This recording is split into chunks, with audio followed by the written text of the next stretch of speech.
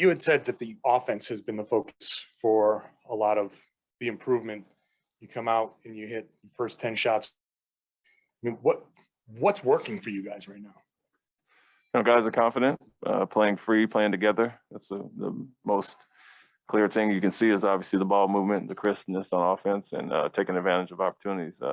Feel we are very balanced in isolation, off ball, pick and roll, post up. And we have a lot of versatility as far as that offensively, and then we're getting stops and getting out and running. So, our assist numbers have been going up. Got 37 tonight.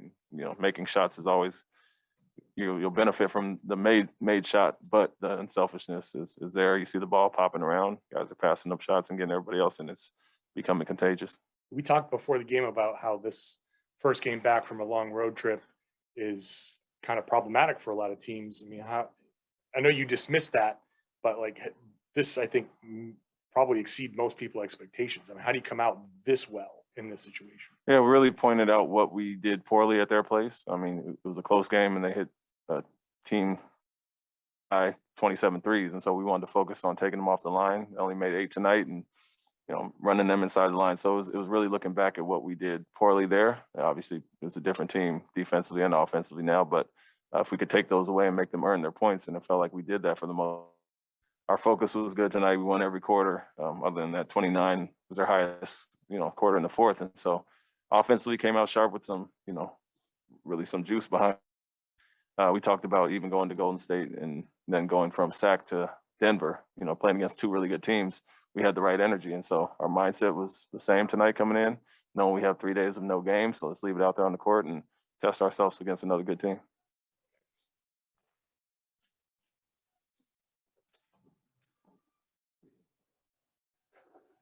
Ime, you're a man of little emotion in terms of you don't smile, you don't show, but how do you disguise your emotion when you guys are playing this well, like your happiness? I mean, how do you stay on the guys when they come out and beat a good team by 28 points?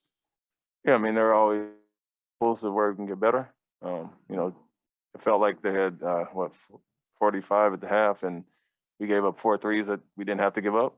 Some off turnover, some off miscommunication with our switches. So you point to those; they should have 30, whatever. And so examples there. Offensively, you can always get better, and I think all of our guys feel that we can still get better in a lot of ways. And so just keep pushing and not get complacent or content, knowing what's coming up ahead of us.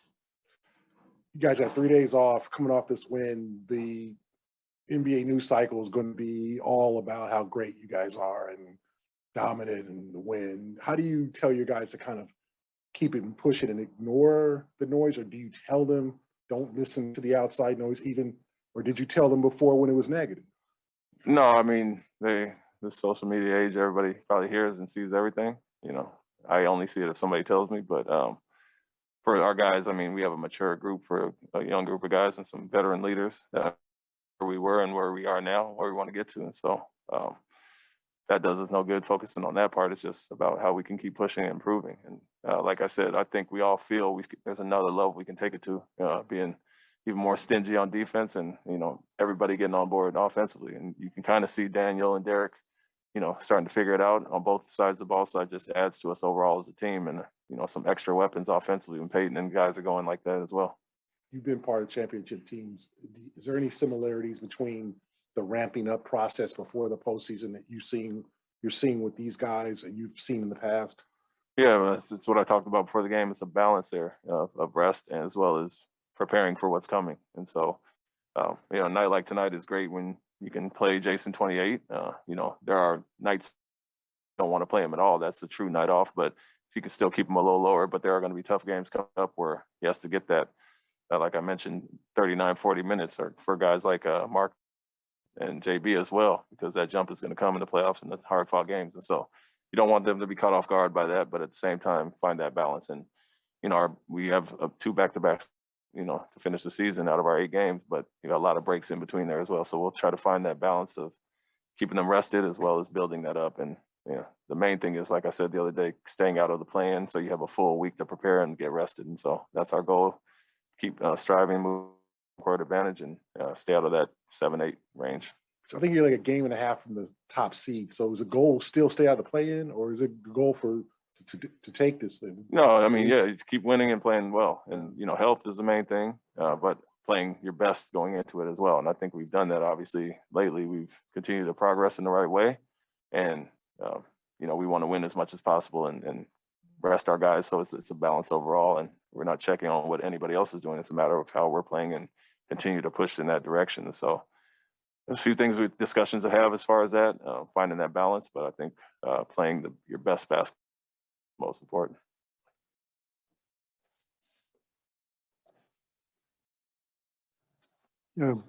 Talking about ramping up the minutes for your starters, your bench has really come through big for you in a couple of games. Peyton continues to hit the three. You had Tice play well tonight. Just where do you feel your playoff rotation is right now? I mean, is what you see what you get here? Yeah, I mean, we should kind of shredded it. I mean, slimmed it down to about 8 for a while. That's before Daniel and Derek came, and so we're comfortable with that 9, 10. And Aaron's getting back now, so we can go 10 deep, obviously. But when the minutes do increase, it'll shave some off other guys. But at the same time, when Peyton's playing as well as he is, we don't mind running him longer, taking some minutes from Marcus, and it's just a different dynamic that he brings into the game, on both sides of the ball. So comfortable with 9, 10, no doubt. We'll see where it goes, but I love spinning the 3-man big rotation. Grant kind of being the fourth guy there, but a lot of versatility. We can go small, big, and looked at a lot of different lineups tonight and switched up some matchups. So we're trying to still figure out things as far as that and kind of tinker with things going forward.